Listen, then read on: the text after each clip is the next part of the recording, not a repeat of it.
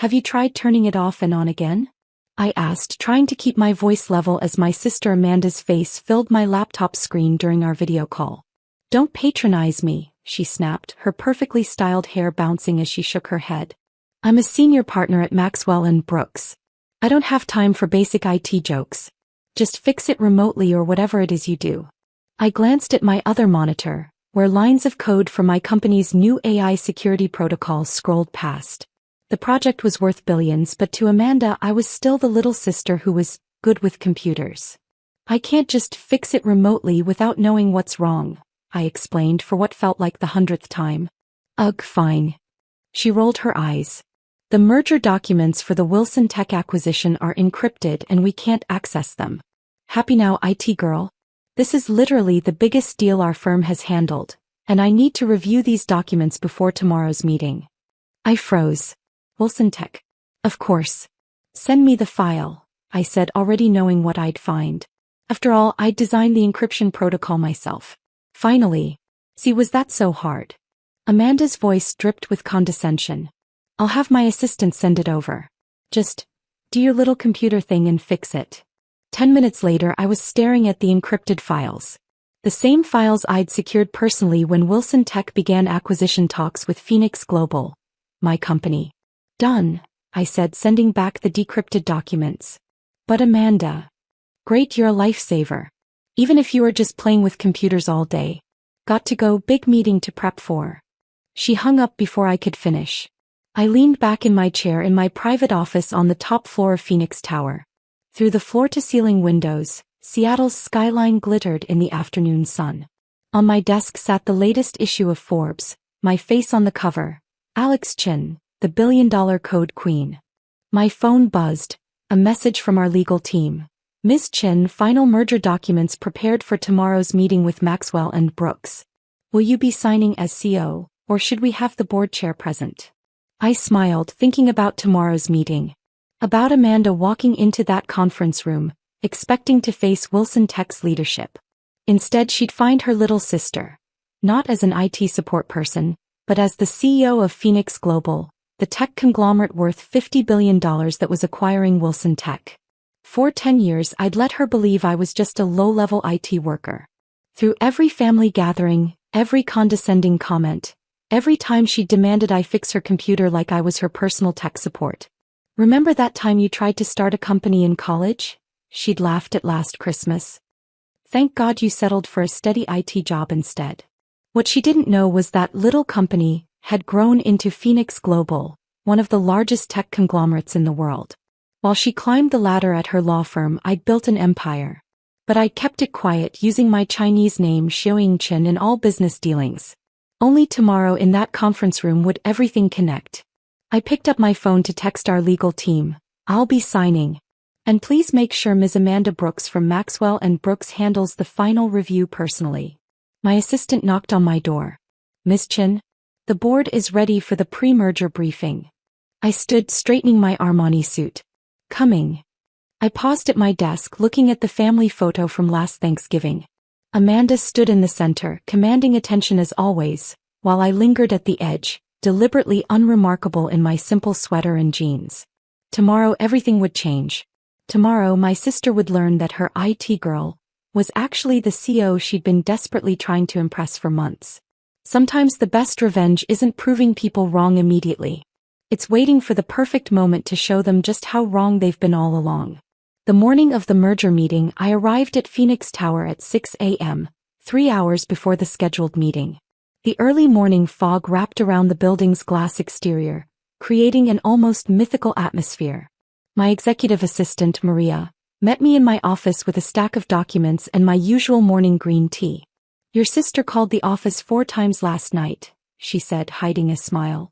She wanted to speak directly with CEO Chin about some concerns in the merger documents. And I told her, as instructed, that Ms. Chin only communicates through proper channels during active negotiations. Maria paused. She was not pleased. I could imagine. Amanda had always hated not being the most important person in any room. Has she figured it out? I asked, scanning through my emails. Not even close. She asked if I could patch her through to our IT department, Said her sister works here and might be able to help expedite things. I couldn't help but laugh.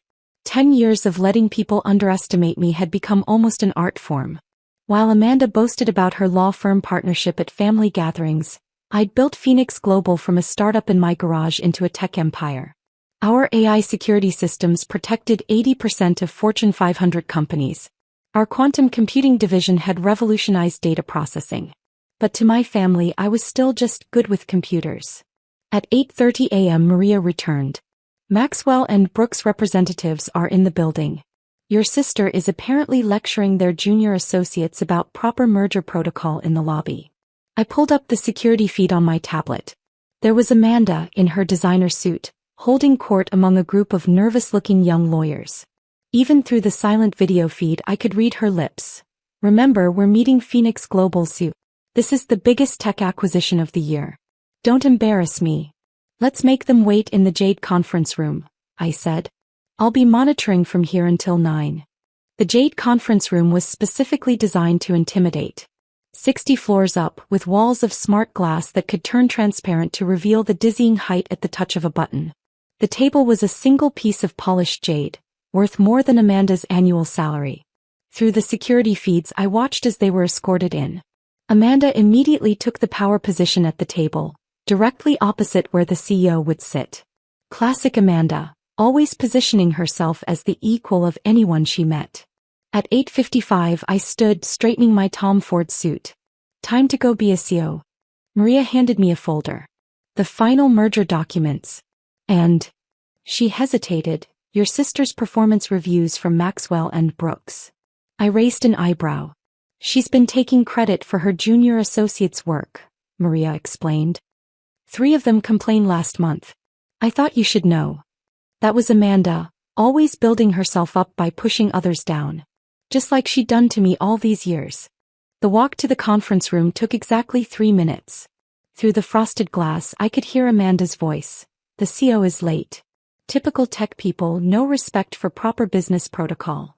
I checked my watch. 8:59 a.m. The doors opened exactly at 9. I walked in followed by my executive team. Amanda was mid-sentence, her back to the door, still holding court. Honestly, these tech CEOs think they're so important just because Just because what, Amanda? My voice stopped her cold. She turned slowly, her face already arranged in the condescending smile she reserved for people she thought were beneath her. Then our eyes met. The smile died. Her face went through a series of expressions. Confusion, disbelief, shock, horror.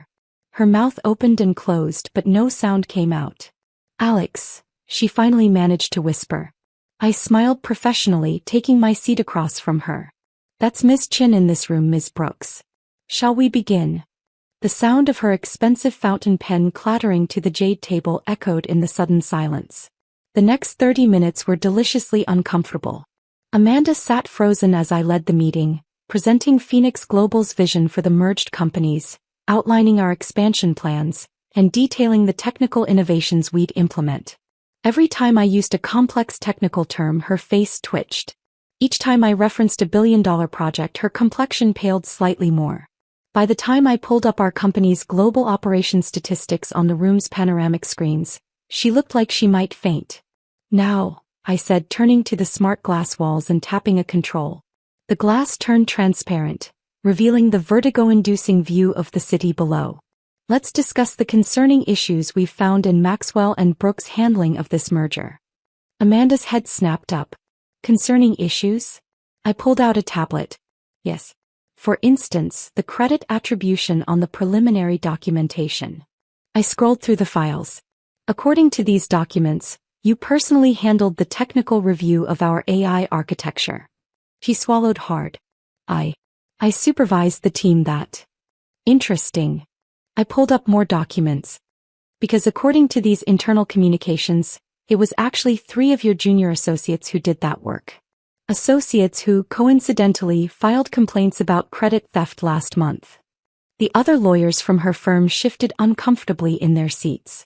Amanda's face turned scarlet. That's an internal matter, she stammered. Not anymore. I leaned forward. You see, Phoenix Global has a very strict ethical code. We believe in giving credit where it's due. In fact, I smiled, that's why I kept my position here quiet for so long. I wanted to succeed on merit, not family connections. Understanding finally dawned in her eyes. All these years, she whispered. When you said you worked in tech. I built this company from nothing, I confirmed. While you were mocking me for playing with computers, I was revolutionizing cybersecurity. While you were demanding I fix your laptop like your personal IT support, I was developing the AI systems that protect most of the world's financial institutions. The room was silent except for the soft hum of the environmental controls.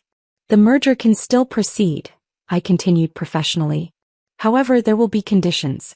First, full credit for the technical review will be reassigned to the junior associates who actually performed it. Second, Maxwell and Brooks will implement a comprehensive ethical oversight program. And third, I paused, meeting her eyes, you personally will be recused from any future dealings with Phoenix Global. You can't do that, she burst out. I'm the senior partner handling this merger. Actually, I tapped my tablet and new documents appeared on everyone's screens.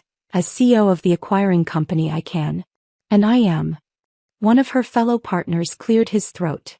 Amanda, perhaps we should. No. She stood up, her carefully maintained composure cracking. This is ridiculous. You're my little sister. You fix computers. You can't just. I stood as well, my voice cutting through her protest like a laser through code. Ms. Brooks, this meeting room has recorded every word you've just said. Would you like to continue demonstrating why you're being recused from this merger? She collapsed back into her chair, finally silent. Now, I turned to her colleagues. Shall we proceed with the actual merger discussion? With the properly credited team members. 3 hours later, the meeting concluded. The merger would proceed, but with Amanda's junior associates receiving their due recognition. As everyone filed out, I called out, Ms. Brooks? A moment. She turned back, looking smaller than I'd ever seen her. Next time you need IT support, I said quietly, put in a ticket through the proper channels. I believe our help desk operates more efficiently than your sister's private line. That evening, as I sat in my office watching the sunset paint the city gold, Maria brought in a stack of messages from my family. Mom was shocked, Dad was proud, and Amanda had sent a single text. I'm sorry. For everything. Not just today. For all of it. I looked at my reflection in the window, remembering all the times I'd let her belittle me, all the times I'd fixed her computer without revealing who I really was. Success wasn't about proving her wrong. It was about proving myself right. I picked up my phone and typed, next family dinner is at my place. Top floor, Phoenix Tower. Dress appropriately. And Amanda? Bring your junior associates. It's time they met the family. Sometimes the best revenge isn't just showing people who you really are. It's showing them who they could be if they stopped underestimating others. As night fell over the city, I smiled, thinking about how life had come full circle. My sister had always told me to think bigger, to be more ambitious. She just never expected I'd end up bigger than her dreams.